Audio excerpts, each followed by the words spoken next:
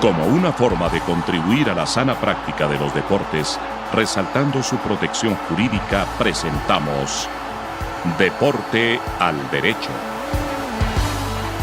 Dirige Andrés Charlia. Una presentación de La Voz del Derecho.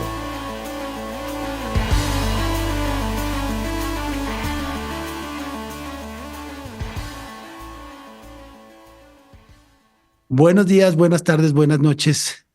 Estamos en Deporte al Derecho, un programa jurídico que toca temas deportivos. Hoy estamos, como siempre, Rafa y Santiago, que estamos ya desde hace más de 2 años, yo creo, hablando de temas de fútbol. A veces nos repetimos, creo que es culpa mía porque mi memoria es buena, pero mi atención normalmente es muy mala y estoy a veces en otros temas. Pero hoy sí vamos a hablar de un tema que me parece muy interesante, entre otras cosas porque se toca mucho. Yo estoy dando clases en una maestría laboral, pero no sé por qué algunos bárbaros les da por invitarme a dar clases en una maestría de derecho laboral, de derecho deportivo y sobre todo de fútbol. Vamos a hablar de un caso que en este momento, y nos va a contar Rafa después, un caso que en este momento está en el Tribunal de Justicia Europeo y que tiene que ver con una, yo no sé si será una práctica habitual, pero tiene que ver con una situación que es complicada y que el fútbol la maneja de una manera distinta. Yo estaba hablando hace 20 minutos con una persona y digo, en la vida real, distinta al fútbol, no pasa nada si yo termino mi contrato de trabajo o pasa muy poco y me voy a la compañía del frente, así sea la principal competidora. Siempre hablo de 2 bancos. En Colombia, Banco de Colombia y Banco de Bogotá. El Banco de Bogotá le dice al presidente del Banco de Colombia, le pago el 50% más y véngase a manejar este banco. Y el dueño del banco, el gerente del Banco de Colombia, pues tranquilamente termina su contrato. Si es un tipo juicioso, pues les da un tiempo, un mes para entregar el cargo, dicen ellos, o para formar un poco al nuevo gerente, y si no, se va al otro día. Al firmar contrato de trabajo con el Banco de Bogotá, pues no tiene nada que deberle, sobre todo el Banco de Bogotá, no tiene nada que deberle al Banco de Colombia. Eso se llamaría en el fútbol la inducción a la terminación del contrato de trabajo. Y cuando un jugador que ha terminado el contrato de trabajo sin justa causa firma contrato de trabajo con un nuevo jugador, ya vimos que hay unas indemnizaciones altas que deben pagar los jugadores, el nuevo club es responsable solidario. Es decir, sigamos con nuestro caso de los 2 bancos, supongamos que al gerente, el señor Rafa Alonso, el juez le ordenó pagarle al Banco de Colombia 3 millones de pesos, pues es Rafa Alonso el que los tiene que pagar y no hay una solidaridad con el Banco de Bogotá. Pero esta inducción de terminación de contrato de trabajo es mucho más latente en la vida cotidiana, en los negocios, que hay empresas encargadas en inducir a terminar el contrato de trabajo. A mí se me burlan y de hecho Santiago esta mañana me preguntó que si estoy hablando serio, y es en serio. Hay unas empresas que llaman los headhunters, los cazatalentos, que están encargados precisamente, no siempre, pero sí de buscar altos ejecutivos que normalmente, y la práctica habitual es que normalmente están en una compañía con un contrato de trabajo desarrollado para que termine el contrato y se vayan a otra empresa. Pues algo así pasó con Las Diarra. Yo ya termino mi introducción y algo así pasó con Las Diarra y en este momento, después de un camino ya recorrido amplio, está en el escritorio del Tribunal de Justicia Europeo y ya pasó por el comisario general. Curiosamente, también es en Bélgica, que como diría, creo que Piqué fue, allá empezó todo. En Bélgica empezó Bosman, no se olviden que era Bosman, Dunkerque y RCL Lieja, y ahí cambió el fútbol.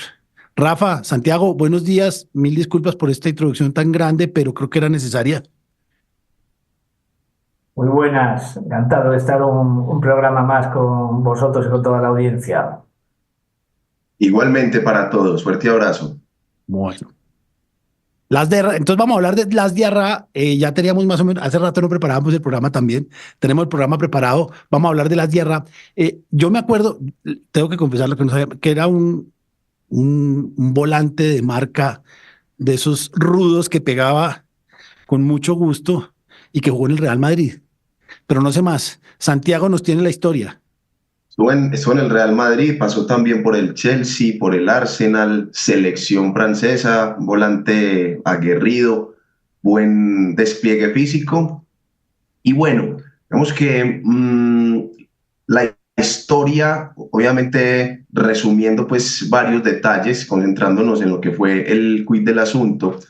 Las Diarra en el año 2014 tenía un contrato con el club ruso Lokomotiv.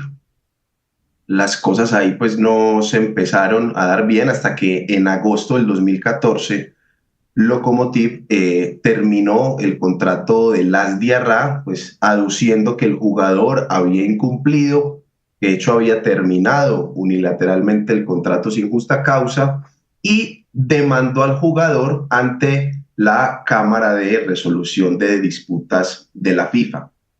La pretensión del Lokomotiv fue que Las Diarra le pagara una módica suma de 20 millones de euros, afirmando pues que eran los perjuicios que le había ocasionado, el equivalente a los perjuicios que le había ocasionado esa terminación irregular y anormal del futbolista.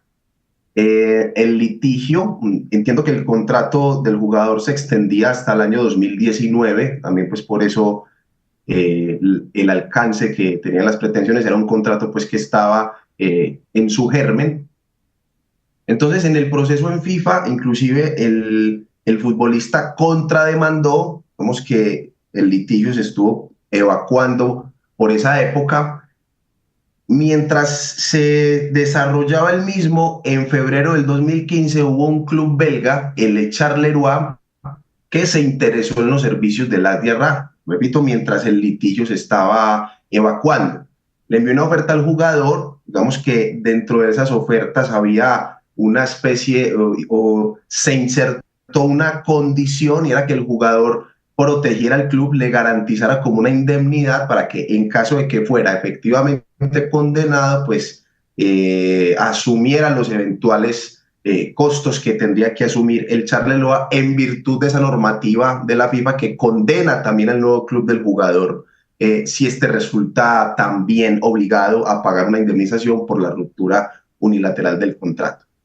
El caso es que debido a la situación litigiosa, el jugador no pudo efectivamente inscribirse con el Charleroi, no se pudo concretar ese traspaso. Luego, posteriormente, estamos hablando ya del año 2015, esto fue en mayo del 2015, la FIFA falló, digamos, estimó parcialmente las pretensiones del Lokomotiv y condenó al jugador a pagar una suma de aproximadamente 10.6 millones de euros. La pretensión era de 20, pues se la concedió casi que por la mitad y con una particularidad, y bueno, dadas las circunstancias especiales del caso, la FIFA dijo que no iba a aplicar ese artículo 17.2, que es el que obliga al nuevo club a hacer o que convierte al nuevo club en responsable de una indemnización a la cual se condene el jugador. Entonces no se aplicaron esas consecuencias. El jugador después, en julio del 2015, logró concretar su vinculación con el Olympique de Marsella, pero luego, dado, digamos, ese tiempo que estuvo en un limbo, que no pudo jugar, entonces, debido a eso, ante un tribunal mercantil de Bélgica, de la, digamos, localidad de Hainaut, Las Diarra demandó tanto a la FIFA como a la Federación Belga de Fútbol, reclamando 6 millones de euros, aduciendo que pues, eran los perjuicios que él había sufrido en virtud de, pues, de ese tiempo que no pudo jugar por las consecuencias disuasorias de esa normativa de la FIFA. En primera instancia, el juzgado estimó las pretensiones del jugador, pero digamos parcialmente, porque solo le concedió 60.000 euros, y entonces FIFA y la Federación Belga apelaron la decisión. Y en ese proceso de apelación, de ahí Rafa me ayuda, es que el tribunal que decide la segunda instancia, el Tribunal de Apelación de Mons, planteó una cuestión prejudicial al Tribunal de Justicia de la Unión Europea, pues elevando esa consulta, supongo que es como el alcance que tiene eso, Rafa, decir si en efecto esa normativa de la FIFA pues contraviene, es contraria al famoso TFUE, al Tratado de la Unión Europea, concretamente los artículos 45 y 101, pues que son los que promueven esa libre circulación de los trabajadores. Entonces, digamos que derivado de ese litigio deportivo que tuvo las Diarra, fue que inició ya una demanda ante los estrados mercantiles de Bélgica, y luego el abogado general, que digamos hace parte del proceso, emitió unas conclusiones donde dijo que esa normativa de la FIFA en efecto sí podría ser contraria, siempre se refiere de podría ser contraria pues a esos principios que rigen la libre circulación de los trabajadores. Ya con esa opinión, que no es necesariamente vinculante, sí suele orientar algunas decisiones, es que ya este tribunal pues, de justicia emitirá esa consulta prejudicial o esa cuestión prejudicial para que se resuelva la segunda instancia en el juzgado de Bélgica. Repito, me corrige Rafa si aquí en el sistema de instancias europeos tuvimos la precisión ahí terminológica, o si no, por favor. Pero más o menos ese es el caso, espero que haya quedado claramente expuesto. Sí, lo habéis planteado perfectamente y sin ningún tipo de imprecisión terminológica, a pesar de el distanciamiento respecto del sistema judicial europeo. Bueno, el resumen de lo que acaba de explicar Santiago, más o menos, viene a ser que la FIFA había condenado a las Diarra a pagar 10,5 millones de euros al Lokomotiv. Y la normativa de FIFA imponía la responsabilidad solidaria, es decir, que cualquier club que fichase al futbolista sería responsable junto con el futbolista. Es decir, que se le podía reclamar a cualquiera de los dos. Así que eso hizo que clubes como el Charleroi belga no quisiesen tomar el riesgo de fichar a Diarra. Y ese efecto que se produjo, que él no pudo contratar con aquellos clubes que estaban interesados en contar con sus servicios, fue el motivo de que Diarra demandase en Bélgica, a través de la justicia ordinaria mercantil, que FIFA y la Federación Belga le pagasen una indemnización de 6 millones de euros. Es decir, él tenía la obligación de indemnizar a Lokomotiv con 10 y cifraba en 6 los perjuicios que esta solidaridad que establece la normativa FIFA le había causado. Y en la primera instancia, el tribunal belga le concedió 60.000 euros en vez de 6 millones. El 1%. Pero FIFA, que era una de las partes condenadas, junto con la Federación Belga, apeló esa sentencia diciendo no tenemos que pagar ni siquiera 60.000 euros. No somos responsables, no tenemos que pagar ningún tipo de indemnización, no hemos causado ese daño. Y es en la resolución de este pleito, del recurso de apelación que presenta FIFA contra la condena a pagar 60.000 euros, cuando el Tribunal de Apelación dice, se me presenta una duda.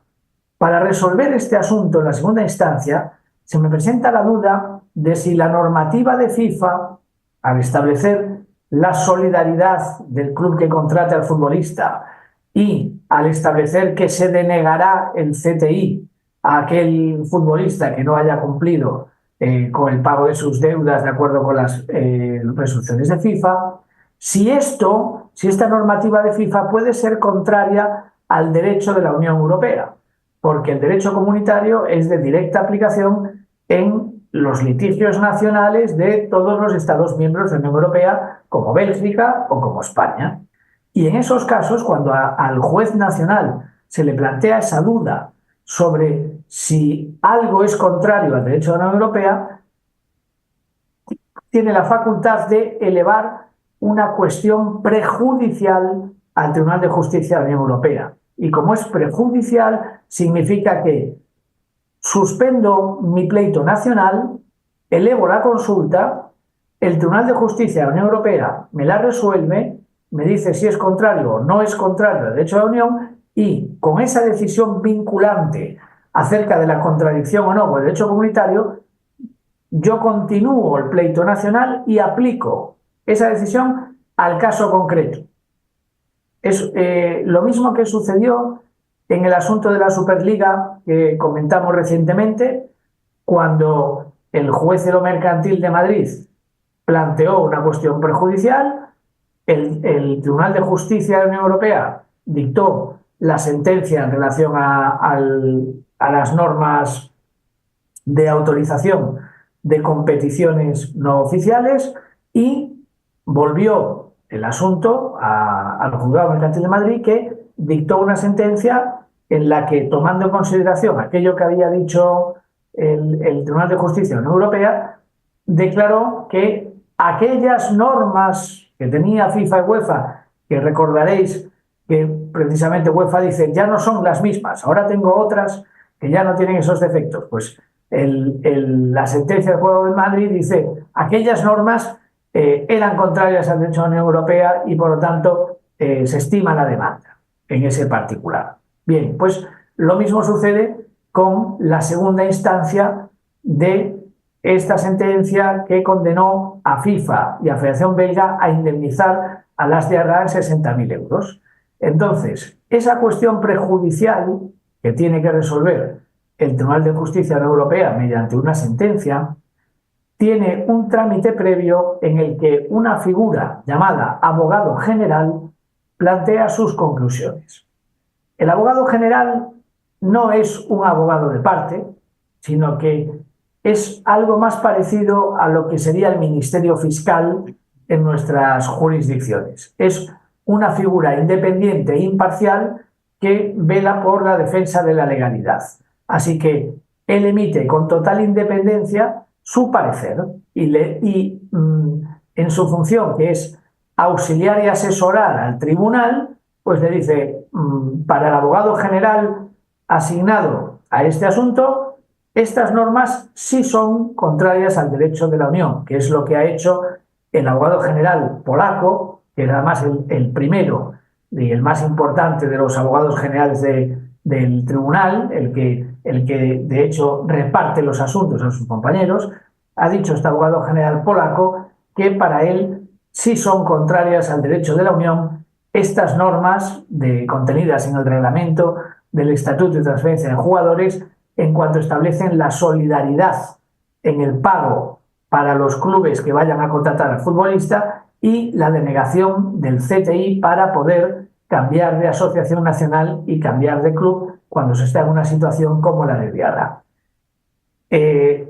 Como decía Santiago, es muy habitual que el tribunal siga el parecer expresado en las conclusiones del abogado general, pero no siempre es así.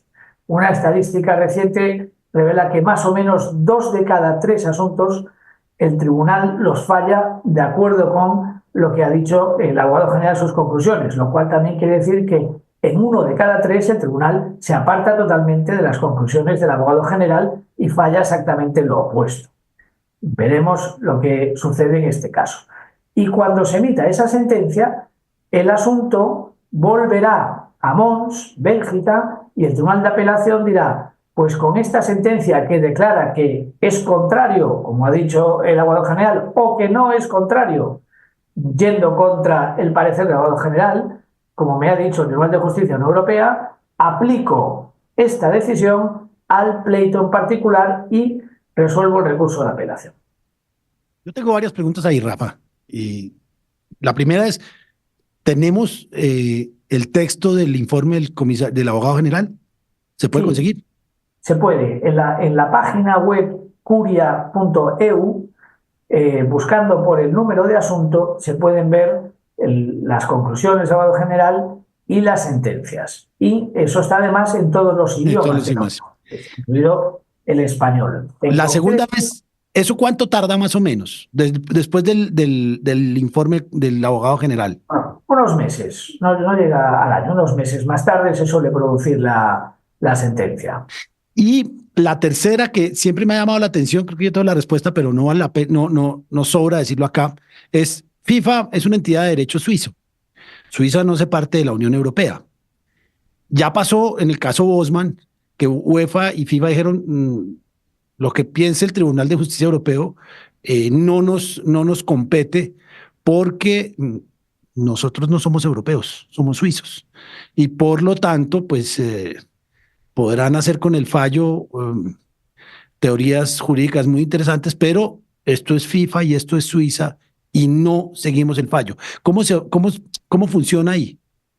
Bueno, la cuestión es que la UEFA, que forma parte de FIFA, comprende desde Islandia hasta Israel y por el medio todo el territorio de la Unión Europea. Entonces, aunque las normas tanto de FIFA como de UEFA no emanen de una entidad que tenga su domicilio en un Estado miembro de la Unión Europea, lo cierto es que sus normas se aplican en todo el territorio de la Unión Europea y existe, por lo tanto, un mercado de circulación de trabajadores, en este caso futbolistas, y un mercado de empresas, que son los clubes, que hace que todos estos reglamentos de FIFA y de UEFA tengan una incidencia directa en la Unión Europea, de manera que ese reglamento que nace con vocación de ser aplicado o bien en todo el mundo o bien en toda la Europa UEFA, que no coincide con lo que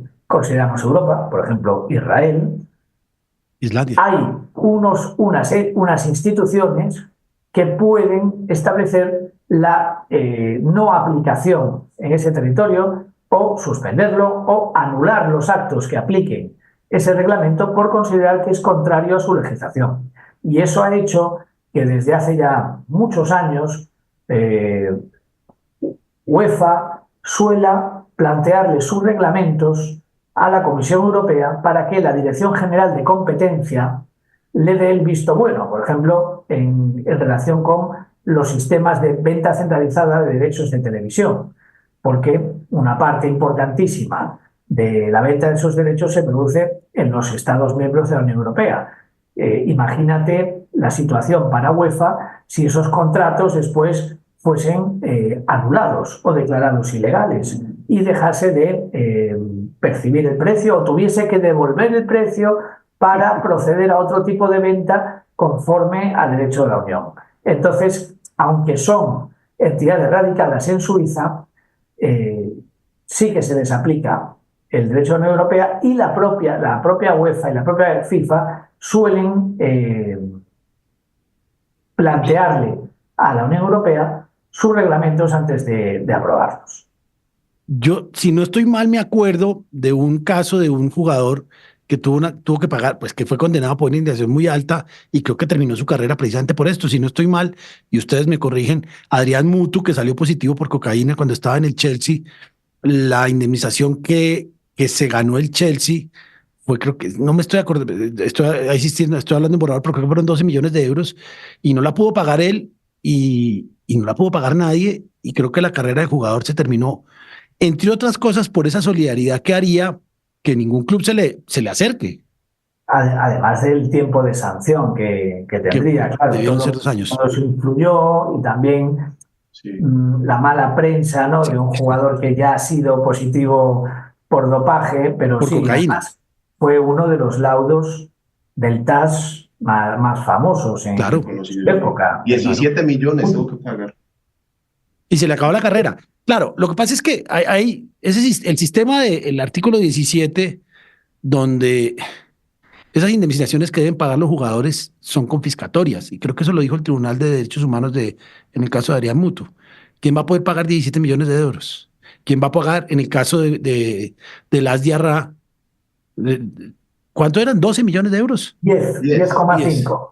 Es decir, salvo jugadores de muchísimo postín, pues pagar 10 millones. Y tenía otra pregunta. ¿Cuánto tiempo estuvo Las Diarra sin jugar?